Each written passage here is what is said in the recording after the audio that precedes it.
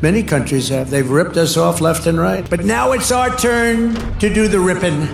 Teeters on the edge of a potential global recession. You're not going to believe what just happened. China has completely blocked all new investments in the United States. That's right. In April 2025, Beijing just dropped an economic bomb that nobody saw coming, and Trump is absolutely stunned. Just when you thought the trade war couldn't get any more intense, China's National Development and Reform Commission stepped in and basically slammed the door shut on any new Chinese money flowing into America. No new projects, no new business deals, nothing. This isn't just some small retaliatory move. This is China telling Trump they're done playing his games entirely. And the timing couldn't be worse for the U.S. economy.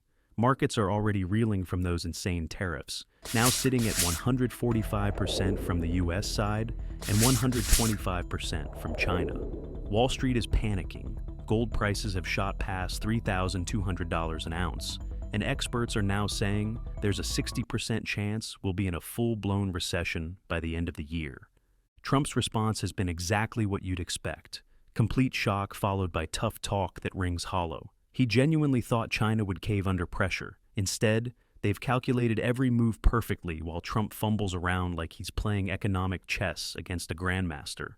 In this video, I'm breaking down exactly what this investment ban means, why China chose this moment to drop this bombshell, and why it might be the clearest sign yet that Trump's trade war strategy has completely backfired. So, let's rewind a bit.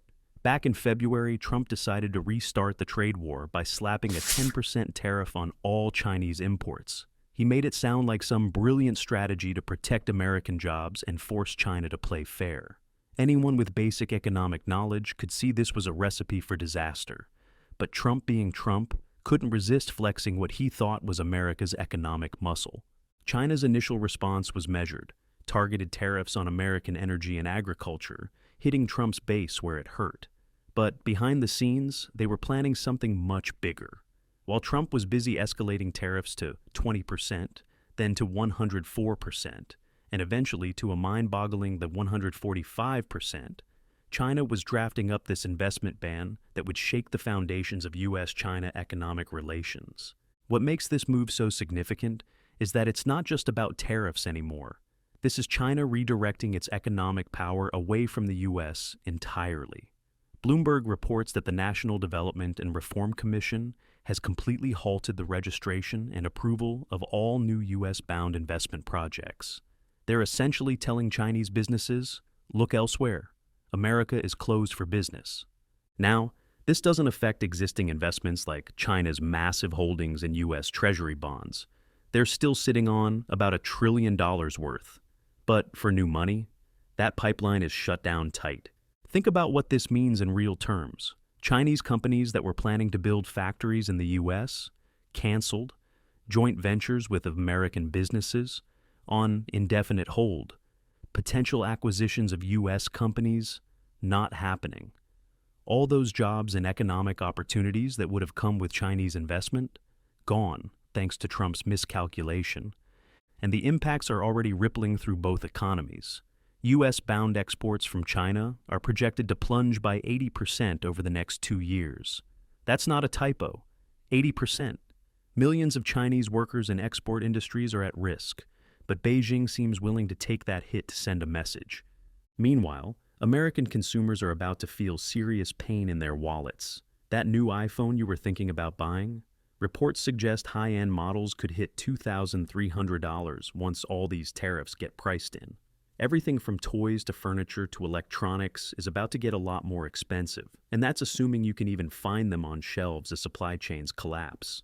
But here's the really fascinating part of all this. China isn't just reacting emotionally. This investment ban fits perfectly into their broader strategy.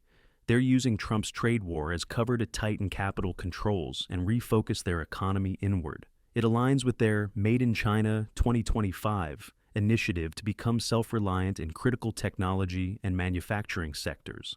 While Trump was busy posting angry tweets about tariffs, China was methodically executing a plan to reduce their dependence on the U.S. market.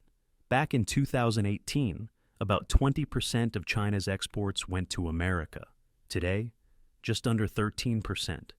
They've been diversifying their trade relationships with Europe, Southeast Asia, Africa, basically everywhere they can find willing partners. The New York Times reports that global businesses are scrambling to adjust. Toy manufacturers, tech companies, and retailers are halting shipments or frantically looking for alternative suppliers. Corporate mergers involving Chinese and U.S. companies are now in limbo, like the ANSYS-Synopsys deal that's suddenly facing uncertain antitrust reviews from Beijing. And it's not just businesses feeling the heat. The global economy, which was already struggling with inflation and supply chain issues, now faces even greater recession risks. J.P. Morgan analysts are putting the chance of a global downturn by the end of 2025 at 60%, primarily driven by this escalating economic conflict.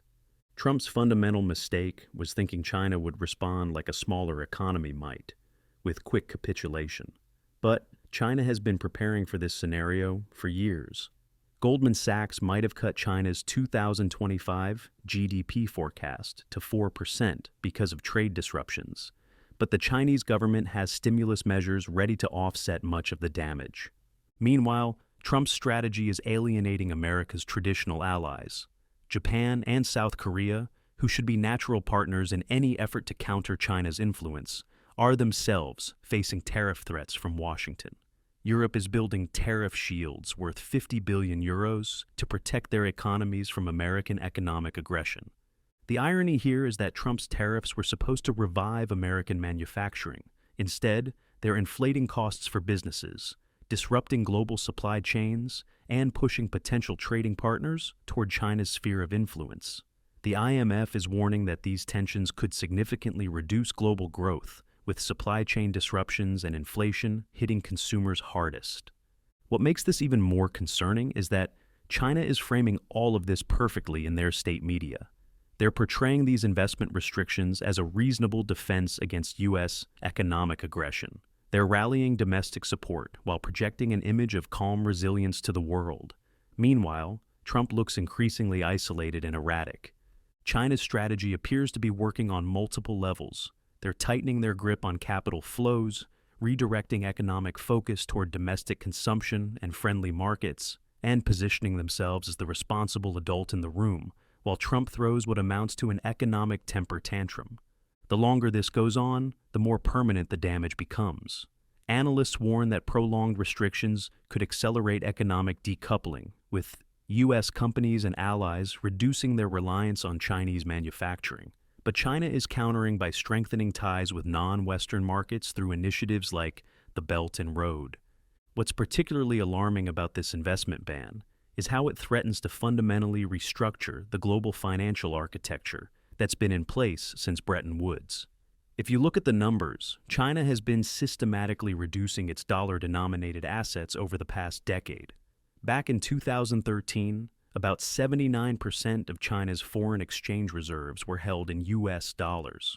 Today, that figure stands at just 54%, according to recent Bank of International Settlements data. This isn't just diversification, it's preparation for a post-dollar world.